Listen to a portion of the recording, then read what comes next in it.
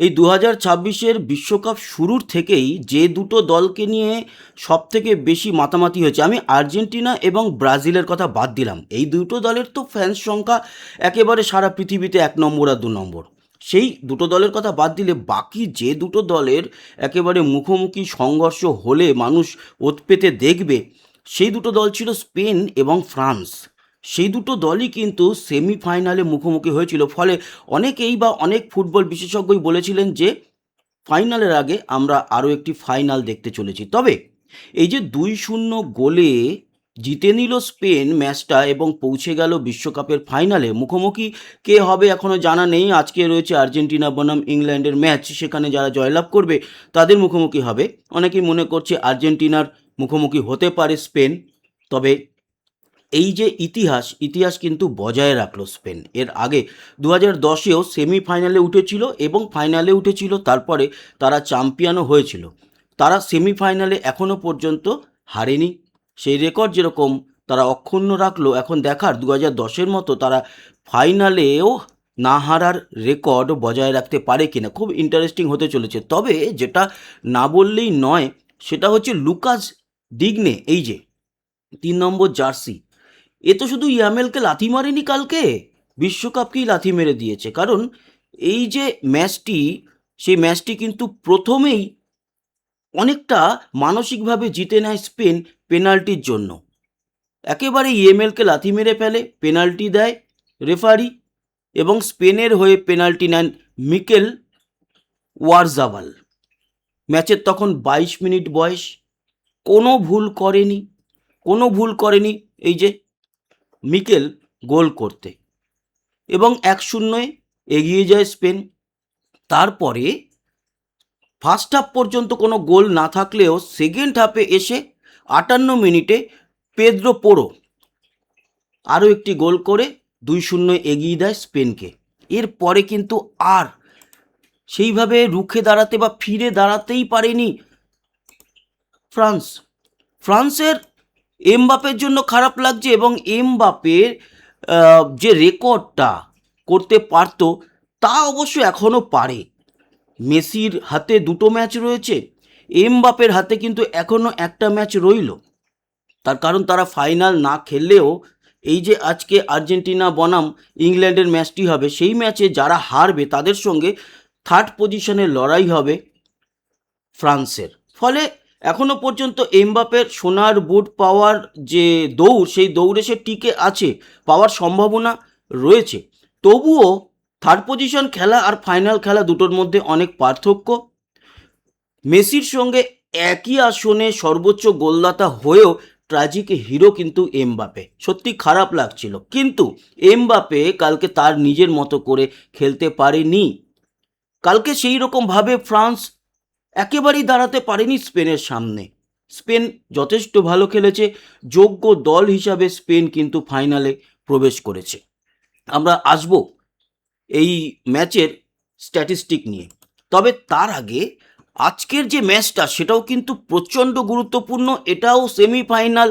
Falkland যুদ্ধর কথা মনে করিয়ে দিচ্ছে অনেক প্রাক্তন সেনা সদস্য আর্জেন্টিনার, এবং তারা বলছে যে আর্জেন্টিনা যখন খেলবে তখন ফকল্যান্ড যুদ্ধে যারা মারা গিয়েছিল তাদের স্মৃতির উদ্দেশ্যে যেন নীরবতা পালন করা হয়, কিন্তু ফিফা সম্ভবত তার পারমিশন দেবে না। মেসি বনাম হ্যারিকেন এবং সবথেকে বড় কথা আর্জেন্টিনা বনাম ইংল্যান্ড, এই ম্যাচটি ছোটোখাটো লেভেলের অবশ্যই নয়, বিরাট লেভেলের এই ম্যাচটি হতে চলেছে। কোন দল জিততে পারে, সম্ভাবনা কতটা, তাতে আসবো। তবে তার আগে আমরা এই যে হয়ে গেল ম্যাচটি, সেই ম্যাচের স্ট্যাটসটা দেখে নেব। দেখুন, শুরুতেই বললাম 2-0 গোলে জয়লাভ করেছে স্পেন, এবং প্রথম গোলটি মিকেল দিয়েছে 22 মিনিটে পেনাল্টির মাধ্যমে, আর পেদ্রো পোরো 58 মিনিটে গোল করেছে ডান পায়ের অসাধারণ শটে। সেই গোলটি সে কিন্তু একেবারে বল জালে জড়িয়েছে। স্ট্যাটস যদি দেখি, দেখুন স্ট্যাটস বলছে শটস 14খানা নিয়েছে ফ্রান্স, স্পেন 10টা। শটস অন টার্গেট 4টে ফ্রান্স, 2টো স্পেন। বল পজিশন 49-51, এমন কিছু বেশি কম নেই।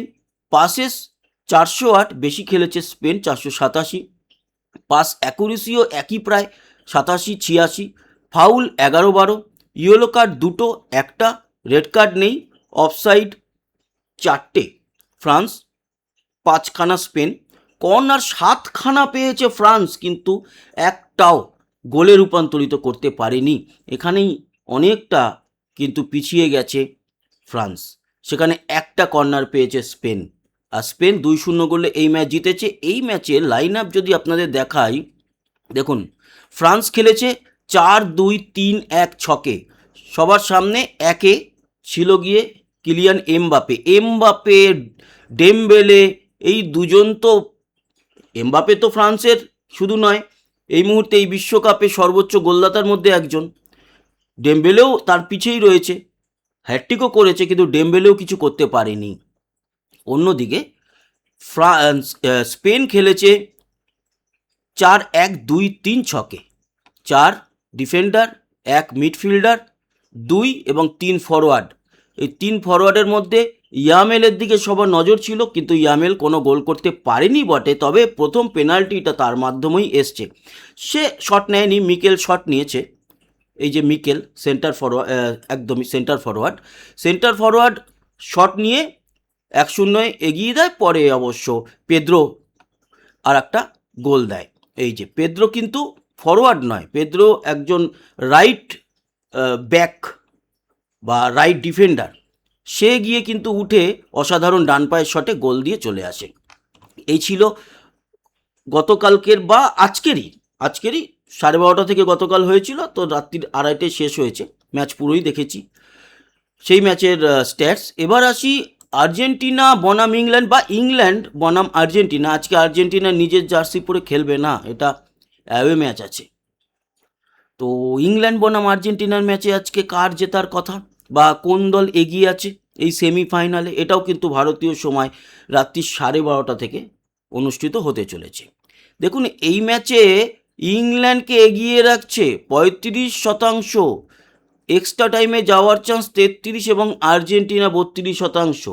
এখানে ইংল্যান্ড এগিয়ে আছে বটে, কিন্তু এবারের বিশ্বকাপে আর্জেন্টিনার ভাগ্য যেরকমভাবে সাথ দিচ্ছে, অনেকে বলবে ফিফা সাথ দিচ্ছে, রেফারি সাথ দিচ্ছে, কেউ আর্জেন্টিনাকে কমিটির টিম নাম মানে আখ্যা দিয়েছে যে ও তো ফিফার নিজস্ব দল, ওদেরকে নিয়েই যাবে, এসব অনেকে বলছে। সে বলুক, ওই তর্ক বিতর্কে যাচ্ছি না। তবে এটা ঠিক, আর্জেন্টিনাকে যেরকমভাবে সাথ দিচ্ছে কপাল, তাতে কিন্তু বলতেই হয় যে যতই ইংল্যান্ড এগিয়ে থাকুক, কপালের জোরে আর্জেন্টিনা বেরিয়ে যেতে পারে। আবার যারা তর্ক বিতর্কের মধ্যে থাকে বা কন্ট্রোভার্সি ভালোবাসে, তারা বলতেই পারে কমিটির টিম তো জিতিয়ে দেবে, রেফারি বা ফিফা যে করে হোক, সেগুলো পরের কথা, দেখা যাক, ম্যাচটা উপভোগ্য হোক, সেটা চাই আমরা। এবং আজকের এই ম্যাচে আমার মনে হচ্ছে কোথা থেকে যেন আর্জেন্টিনা জিতে ফাইনালে যেতে চলেছে। আপনাদের কি মতামত জানাবেন, আর যারা এখনও পর্যন্ত আমাদের এই চ্যানেলটি সাবস্ক্রাইব করেননি, সাবস্ক্রাইব করে আমাদের সঙ্গে জুড়ে থাকবেন। আবার দেখা হচ্ছে, ততক্ষণের মতো টাটা।